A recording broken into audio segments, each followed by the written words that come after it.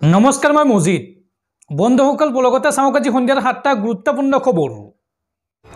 প্ৰথমটো খবৰ ৰাজ্যবাসীলৈ ভাল খবৰ। অসমত নিৰ্মাণ হ'ব বৃহৎ উদ্যোগ আৰু হাস্পাতাল আৰু এইসমূহত আপুনি পাব পাৰে এটা চাকৰি। ৰাজ্যৰ হাজাৰ নিবনুৱাই লাভ কৰিব কৰ্মসংস্থাপন। এডভান্টেজ আসাম 2.0 দ্বিতীয় দিনৰ স্বাক্ষৰিত হ'ল হাজাৰ কোটি টকাৰ চুক্তি। অসমত ক'ত কি স্থাপন হ'ব চাওঁহক সবিশেষ। অসমত ক'ত কি স্থাপন হ'ব চাওঁহক। আপোনাৰ জিলাতো হ'ব নেকি উদ্যোগ হাস্পাতাল। এডভান্টেজ আসাম 2.0 দ্বিতীয় দিনাও হাজাৰ কোটি টকাৰ চুক্তি স্বাক্ষৰিত হৈছে। কেইবাটাও নতুন ফেক্টৰী নিৰ্মাণ কৰা হ'ব অসমত। অসমৰ হাজাৰ নিবনুৱা ষ্টাৰ চিমেণ্টত পাব চাকৰি। ষ্টাৰ চিমেণ্টৰ সৈতে ৩,২০০ কোটি টকাৰ চুক্তিত স্বাক্ষৰ অসম চৰকাৰৰ। অসমত স্থাপন হ'ব ছুপাৰ স্পেচিয়েলিটি হাস্পাতাল আৰু এই হাস্পাতাল নিৰ্মাণৰ বাবে মেদান্তাৰ সৈতে ৫০০ কোটি টকাৰ চুক্তিত স্বাক্ষৰ অসম চৰকাৰৰ। কাজিৰঙাত নিৰ্মাণ হ'ব পঞ্চতাৰকাযুক্ত ইক' ৰিজৰ্ট। তামাৰা প্ৰাইভেট লিমিটেডৰ সৈতে এই সন্দৰ্ভত ২৭৫ কোটি টকাৰ চুক্তি আৰু শীতল পানীয় প্ৰস্তুত কৰা উদ্যোগ স্থাপন হ'ব অসমত। এই সন্দৰ্ভত বৰুণ ব্ৰেভাৰেজৰ সৈতে ৫১০ কোটি টকাৰ চুক্তিত স্বাক্ষৰ অসম চৰকাৰৰ। ২০০ মেগাৱাট ডাটা চেণ্টাৰ নিৰ্মাণৰ বাবে বিৰিঞ্চি লিমিটেডৰ সৈতে ৩,০০০ কোটিৰ চুক্তিত স্বাক্ষৰ অসম চৰকাৰৰ আৰু লগতে আল্ট্ৰাটেক চিমেণ্টৰ সৈতে ৭০০ কোটি টকাৰ চুক্তিত স্বাক্ষৰ অসম চৰকাৰৰ। চিম্বা লজিষ্টিকৰ সৈতে স্বাক্ষৰিত হ'ল ৪০০ কোটি টকাৰ চুক্তি। বিৰিঞ্চি হেল্থ কেয়াৰে ২০০ কোটি টকাৰে অসমত নিৰ্মাণ কৰিব হাস্পাতাল। ৫০০ বিচনাযুক্ত ছুপাৰ স্পেচিয়েলিটি হাস্পাতাল নিৰ্মাণ হ'ব অসমত আৰু এইসমূহ উদ্যোগ হাস্পাতালত ৰাজ্যৰ হাজাৰ নিবনুৱাই লাভ কৰিব কৰ্মসংস্থাপন। পৰৱৰ্তী খবৰ এইবাৰ ভয়ংকৰ বিপদত পৰিছে দিল্লীৰ প্ৰাক্তন মুখ্যমন্ত্ৰী অৰবিন্দ কেজৰিৱাল। এতিয়া একশ্যন মোডত দিল্লীৰ নতুন মুখ্যমন্ত্ৰী ৰেখা গুপ্তা। শীঘ্ৰে পুনৰ গ্ৰেপ্তাৰ হ'ব অৰবিন্দ কেজৰিৱাল। তদন্তৰ আওতালৈ আহিব আপৰ বহু নেতা। দিল্লী বিধানসভাত উত্থাপন কৰা হ'ল CAG প্ৰতিবেদন। ভয়ংকৰ বিপদত পৰিছে দিল্লীৰ প্ৰাক্তন মুখ্যমন্ত্ৰী অৰবিন্দ কেজৰিৱাল। এতিয়া একশ্যন মোডত দিল্লীৰ মুখ্যমন্ত্ৰী ৰেখা গুপ্তা। অৰবিন্দ কেজৰিৱালক দিয়া হ'ব কঠোৰ শাস্তি। শীঘ্ৰেই হ'ব পুনৰ গ্ৰেপ্তাৰ আৰু যাব লাগিব জেললৈ। দিল্লী বিধানসভাত উত্থাপন কৰা হ'ল CAG বা কেগৰ প্ৰতিবেদন। আপৰ প্ৰকৃত মুখ এতিয়া প্ৰকাশ পাইছে। এই সন্দৰ্ভত বিজেপিৰ মুখপাত্ৰ নবেন্দু ভট্টাচাৰ্যই কৰিলে ডাঙৰ মন্তব্য। ২০২৬ কোটি টকাৰ বৃহৎ বিত্তীয় প্ৰবঞ্চনাত জড়িত আম আদমি পাৰ্টি। ইফালে ২০০০ কোটি টকাৰ সুৰা কেলেংকাৰী আছে অৰবিন্দ কেজৰিৱালৰ। সুৰানীতি সন্দৰ্ভত দিল্লীৰ মুখ্যমন্ত্ৰী ৰেখা গুপ্তাৰ CAG প্ৰতিবেদন দাখিল। তীব্ৰ গতিত চলিছে এই প্ৰতিবেদনৰ তদন্ত প্ৰক্ৰিয়া। অৰবিন্দ কেজৰিৱালৰ লগতে তদন্তৰ আওতালৈ আহিব আপৰ বহু নেতা।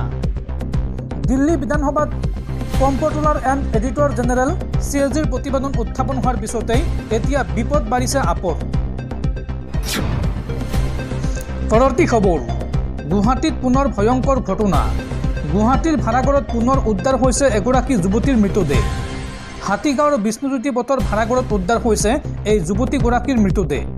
মৃত যুৱতীগৰাকীৰ নাম হৈছে চাহেবা ৰহমান আৰু যুৱতীগৰাকীৰ বয়স ২৯ বছৰ। ঘটনা সন্দৰ্ভত আৰক্ষীয়ে আৰম্ভ কৰিছে তদন্ত। দৰ্শকসকল আৰু বহুতো গুৰুত্বপূৰ্ণ খবৰ আছে। তাৰ আগতে আপোনাক জনাওঁ যে যদি আপুনি এতিয়ালৈকে এইটো ভিডিঅ'ত লাইক কৰা নাই তেন্তে এতিয়াই ভিডিঅ'টোত লাইক কৰি দিয়ক আৰু এনেকুৱা ধৰণৰ ভিডিঅ'সমূহ নিতৌ চাবলৈ চেনেলটো ছাবস্ক্ৰাইব কৰি কাষত থকা বেল আইকনটো প্ৰেছ কৰি ৰাখক। পৰৱৰ্তী খবৰ আপুনিও লৈছিল নেকি ক'ভিড ভেকচিন? ক'ভিড ভেকচিনৰ ফলত প্ৰাণ হেৰুওৱা লোকৰ পৰিয়ালক কেন্দ্ৰীয় চৰকাৰে দিব লাগিব সাহায্য। এই সন্দৰ্ভত উচ্চতম ন্যায়ালয়ৰ কঠোৰ নিৰ্দেশনা। ক'ভিড ভেকচিনৰ ফলত প্ৰাণ হেৰুওৱা লোকৰ পৰিয়ালক কেন্দ্ৰীয় চৰকাৰে দিব লাগিব আৰ্থিক সাহায্য। সাহায্য প্ৰদানৰ ক্ষেত্ৰত উচ্চতম ন্যায়ালয়ৰ নিৰ্দেশনা জাৰি। ভেকচিন লৈ মৃত্যু হোৱা লোকৰ পৰিয়ালক চৰকাৰে দিব লাগিব সাহায্য। সহায় কৰিবলৈ নতুন নীতি প্ৰণয়ন কৰিব লাগে কেন্দ্ৰীয় চৰকাৰে। কোভিচিল্ড লৈ বহু লোকৰ মৃত্যু হোৱাৰ অভিযোগ উত্থাপন কৰি SC অৰ্থাৎ সুপ্ৰিম কোৰ্টত ৰুজু হৈছিল গোচৰ।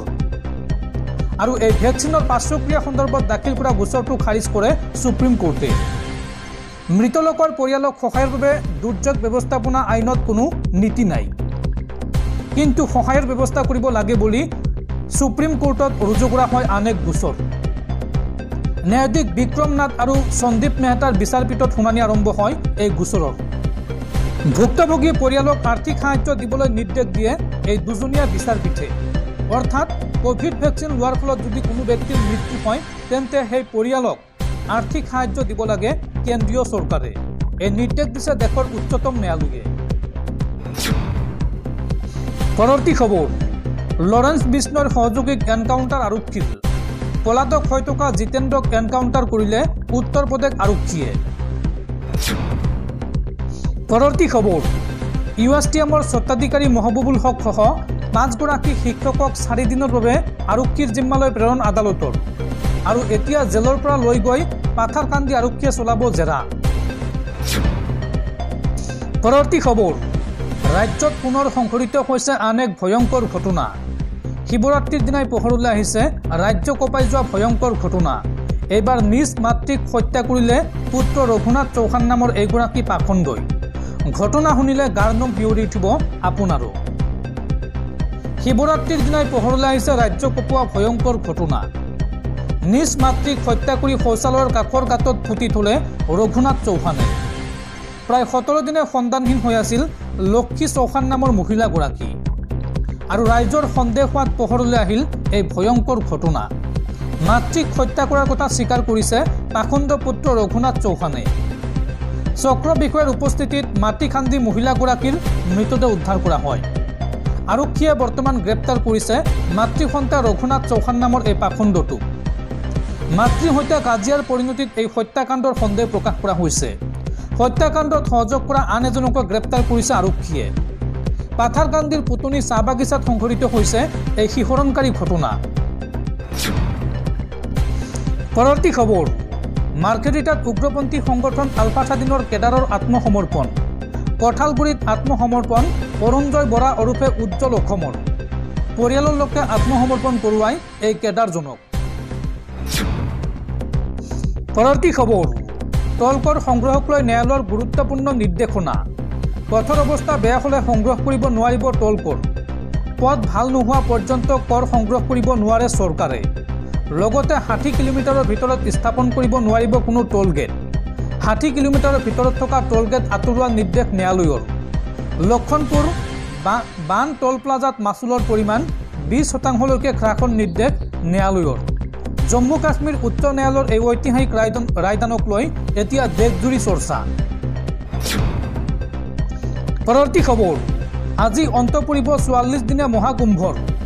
নানা বিতৰ্ক কেইবাটাও দুৰ্ঘটনাৰ মাজত 44 দিনত মহাকুম্ভত স্নান কৰিলে 64.33 কোটি লোকে। আজি অন্ত পৰিব 44 দিনীয়া মহাকুম্ভ মেলাৰ। 13 জানুৱাৰীত প্ৰয়াগৰাজত আৰম্ভ হৈছিল এই মহাকুম্ভৰ। 44 দিনত মহাকুম্ভত 64.33 কোটি লোকে স্নান কৰাৰ দাবী চৰকাৰৰ।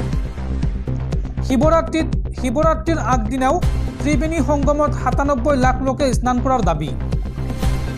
কোটি কোটি লোকে স্নান কৰাৰ সমান্তৰালভাৱে 44 দিনীয়া মহাকুম্ভক লৈ সৃষ্টি হয় ভিন্ন বিতৰ্কৰ। মহাকুম্ভৰ অত্যাধিক প্ৰচাৰ কৰাৰ বিপৰীতে সুব্যৱস্থাপনাত যোগী চৰকাৰ ব্যৰ্থ হোৱাৰ অভিযোগ।